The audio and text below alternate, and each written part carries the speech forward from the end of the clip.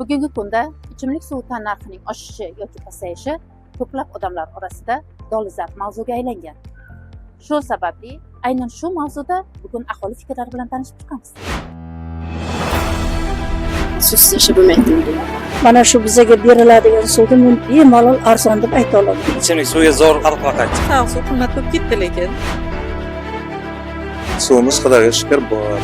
Suvlar ham shunday qimmatlashib ketaveradi. Ichimlik suvi hamma yoqda isrof qilinadi. Qoniqtiradimi shu narx?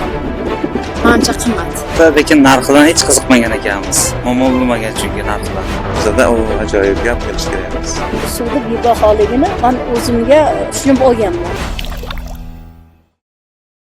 Navoiy viloyatida ichimlik suv tan narxi ko'pligini bilasizmi?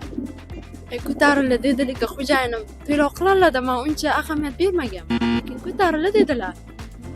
Ichimlik suvimiz tan narxi 2200 so'm. 1 tonnasi uchun, ya'ni 1 kub metr suv uchun 4200.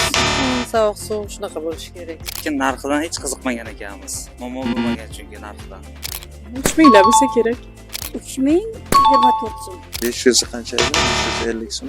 siz mana shu suvni isrofi qaysi holatlarda juda ham ko'p bo'lyapti deb o'ylaysiz? Mana hovlilarda turayotganlarga lekin ko'rganman. Agarodlariga shlangovlab suv ulab qo'yganlariga ahamiyat berganman, e'tibor berganman. Tomonga qarab o'sib boramiz deydik, tejab ishlatishga harakat qilamiz.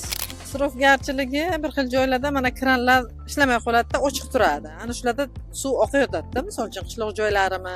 O'sha suv oqib turgan odamlar ham misol uchun qarasa, o'shani o'xshatib qo'ysa, o'ziga ham jabr bo'lmaydi, xalqqa ham jabr bo'lmaydi o'sha suv oqib ketadi. To'g'risi-da. Menimcha shu yerlarga ko'p qo'yiladi.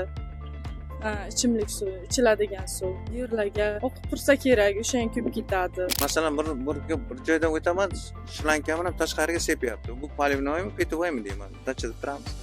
Yo'q, petovoy deydi. Nima unday yoping, boshqalarga ham borsin, o'bitsa. Mani haqoratlab bir xillari tushunadi. Ular aytadi, pulini to'layapman-ku deydi. Nima ishing bo'lsa, ketaver deydi. Nima deysiz? Xudo insof bersin sizga deb ketaman.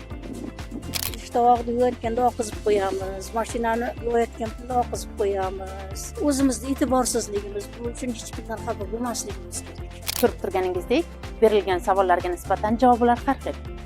Sizchi, sizning bu boradagi fikrlaringiz qanday?